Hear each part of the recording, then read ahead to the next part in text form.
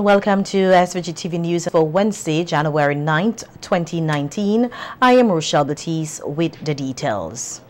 More children with medical conditions in St. Vincent and the Grenadines and across the Eastern Caribbean are expected to benefit from medical care under the World Pediatric Project, the WPP, this year. Chief Executive Officer of the WPP, Susan Rickman, who is in SVG holding high-level meetings with government and health officials, told SVG-TV News today that 15 medical missions will be coming to SVG this year.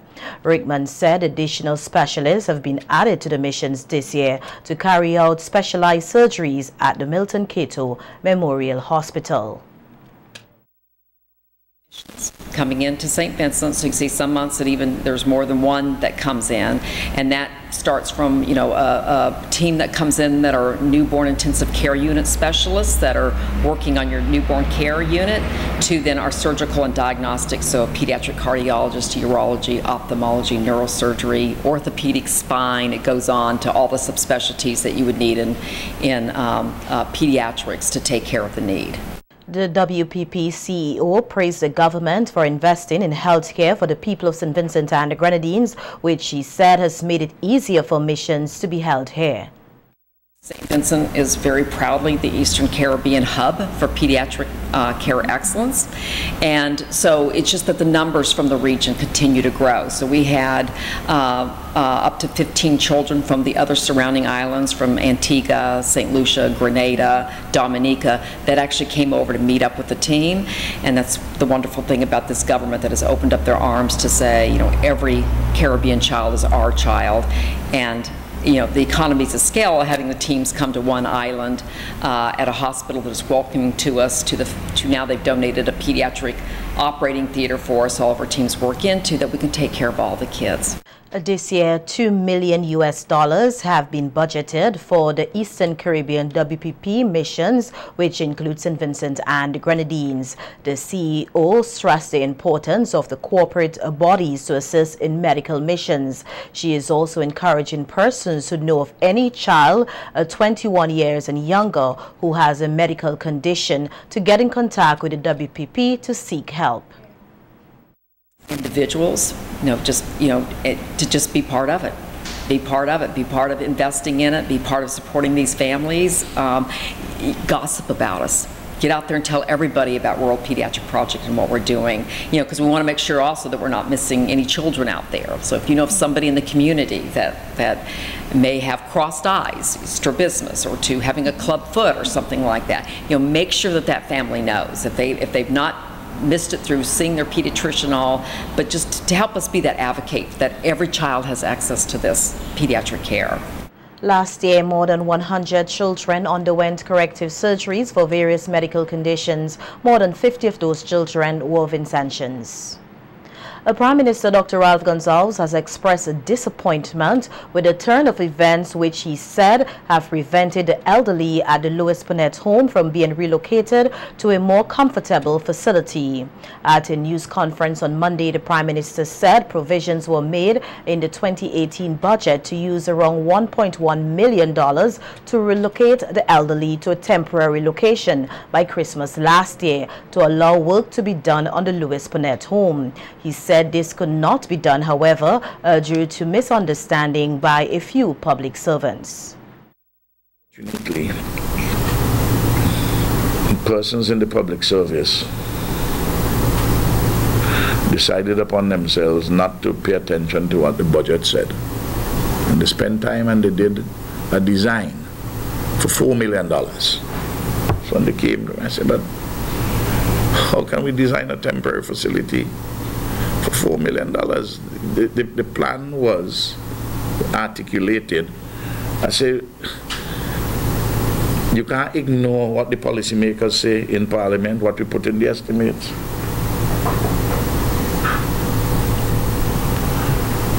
So they took several months on the design, because the idea is to move them temporarily, knock down the facilities there, and design a new facility for that site, new modern facility for that site,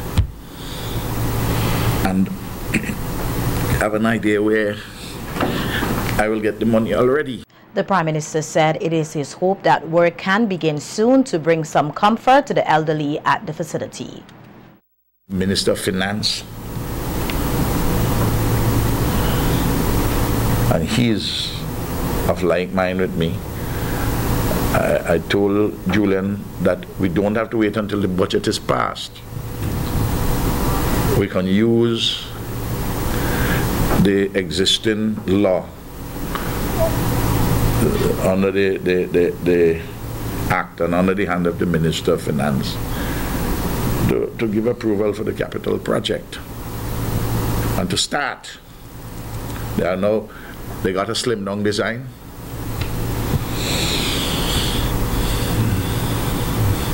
I reluctantly agreed for it to be $2 million, which is a horse of a different color and type than 4. Don't want it to be there permanently, but I want it. The only way I can put the old people in a better situation is to have somewhere good. On the issue of the medical marijuana industry, the Prime Minister said a clear business approach is needed to facilitate a successful industry in SVG. PM Gonzalez said the legal framework has already been put in place to allow for the creation of an industry here, and that he now looks forward to the mechanical elements being introduced. The actual operation, we passed the law, but we have to appoint a chief executive officer and staff for the authority. We have to set up the board. There's a board. There are officials of the state on the board, and then there are 4 other officials, 4 or 5 other officials. One of them will be chairman, one will be deputy from outside of the public service. Most of the members of the board are from within the public service, big office holders. You could look at the law and you see it. You just pass. Not a foreign document. It's published. Anybody can read it. We are agreeing on the amount of money for licenses of one kind or another. We have to deal with the matter of lands for traditional cultivators. One of the amazing things to me, this bill which we passed has so many positive features for local cultivators. Responding to criticisms of financial assistance for traditional farmers to benefit from the industry, the Prime Minister said foreign investors must be allowed to invest as it makes good business sense. Who do you think we're letting off the hook? Is the foreign investor who wants to come in. If he wants the cultivator, the traditional cultivator to grow, to help him, to sell to him, and they want to cultivate, and they want to put up the fence in, and they want to address the question of particular type of cannabis with what particular content for the medicinal purpose they want to grow, in accordance with their market requirements. Well, I'm growing an acre and I'm selling to you. You want to buy from me? Well, you have to help me up front. You put some money in it, you'll get it back over the period of time. But it's a business arrangement. Why is it? Why they just don't get some business sense in their head? I'm talking about those who talk about these things. PM Gonzalez said not allowing for the total legalization of marijuana here in SVG also makes sense from a business standpoint. They are the 10 plants. Growing, each of them will grow about 6 feet. That's each man, each house in this country got 60 feet of weed. That's plenty weed, you know. Anybody go buy any? Huh? You have 36,000 something households in St. Vincent and the Grenadines. Everybody, not everybody will grow.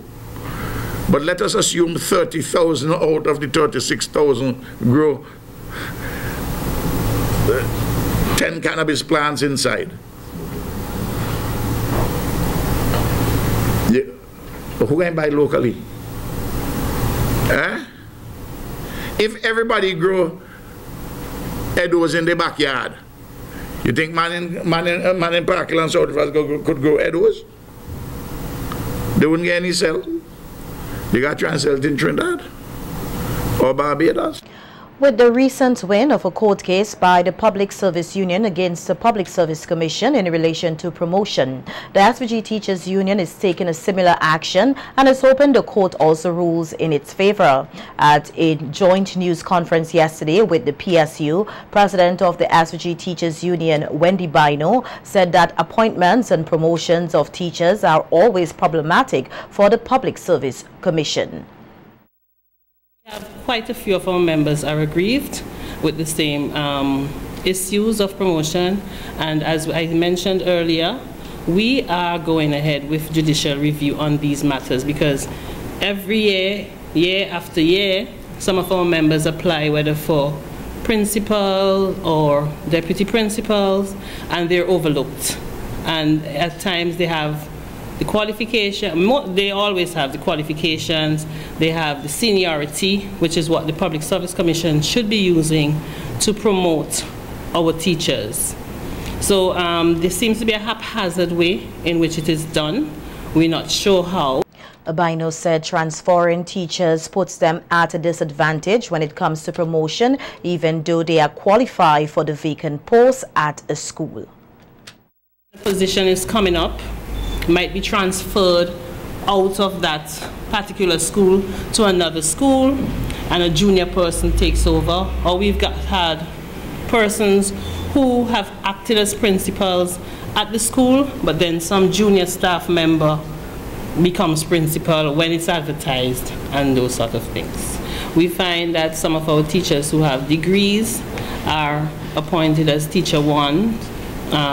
We ask if the criteria have changed, because a teacher with a degree should be a graduate teacher.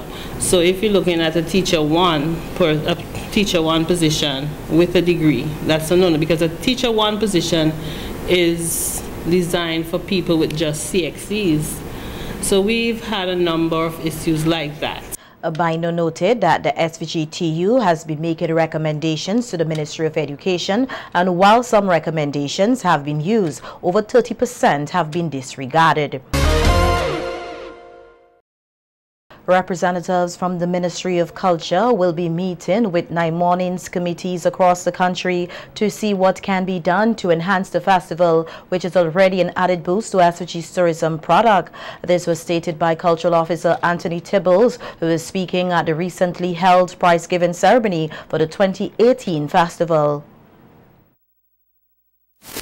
The Minister wants to assure the communities and all of you who especially love 9 Mornings that the ministry will review the protocols. We will do what is necessary to strengthen the management systems, and we will seek to ensure that the foundation laid by Michael is maintained and kept.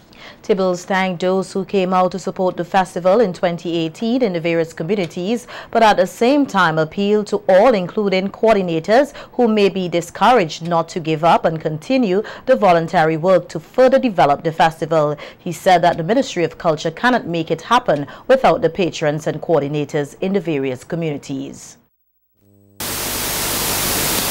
If you all do not continue the work that you have been doing with the 9 Mornings Festival, if you do not support whoever is the next chair, and if you do not support the committee as it continues to work in 2019, all fall down.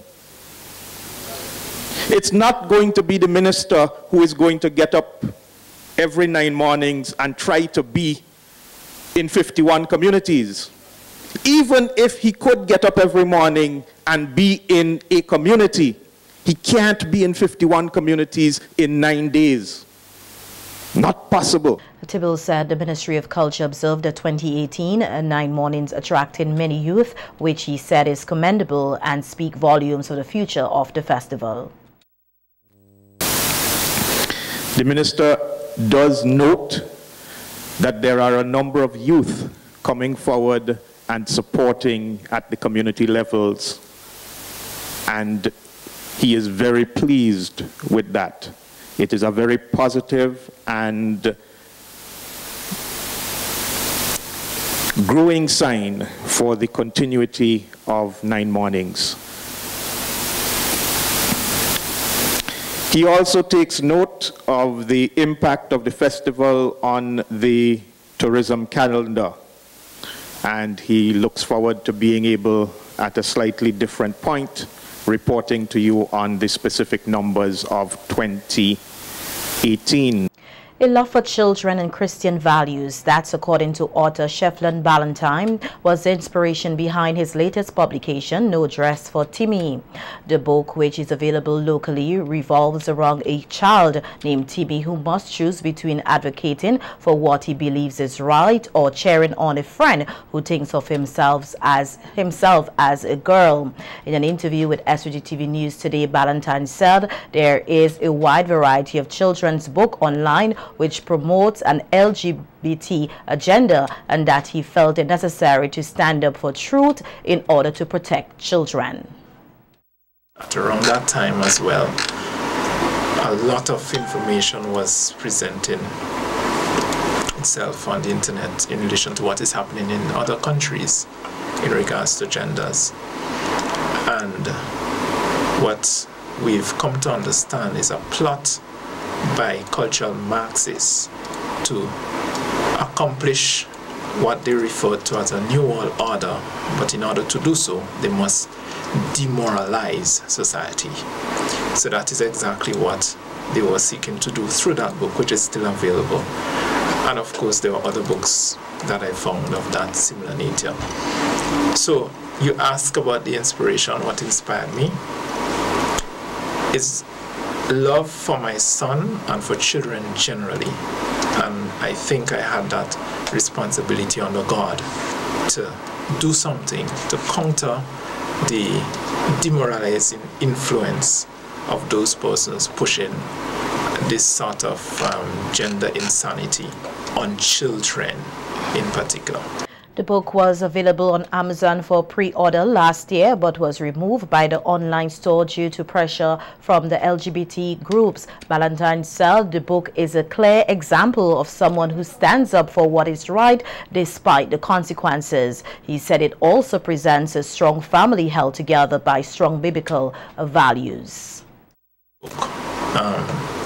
Because when you read it, you will realize that the reality is you can stand for what is right, you can stand up for what is right, and still be punished or prosecuted for standing up for what you know to be right.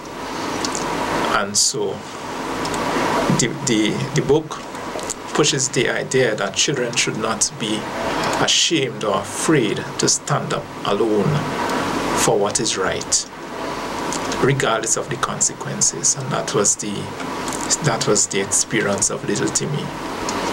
It also reinforces the importance of a family structure that is based upon biblical principles.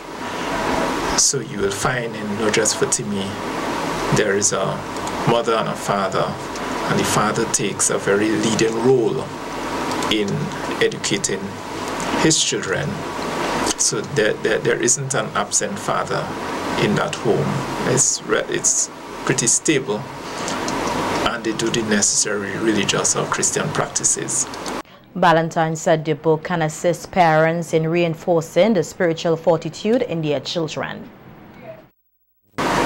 Sometimes you may be in a situation where, as a parent, you are not in the presence of your child, and your child may be taught something at home, but they are now outside your presence and they're tested on those principles, moral principles.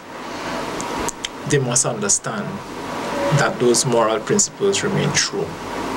The fact is, you cannot look at a boy and call him a girl, and you should be able to say that. The whole idea of kindness has been properly defined in No Dress for Timmy as well, right? Because kindness is not a situation where you accept things that are wrong and where you speak falsehoods. You don't look at reality and say something opposite to what it really is. So that while you may be accused of being unkind because you stand up for what is right, the fact is, speaking the truth is the kindest thing you can do for a friend.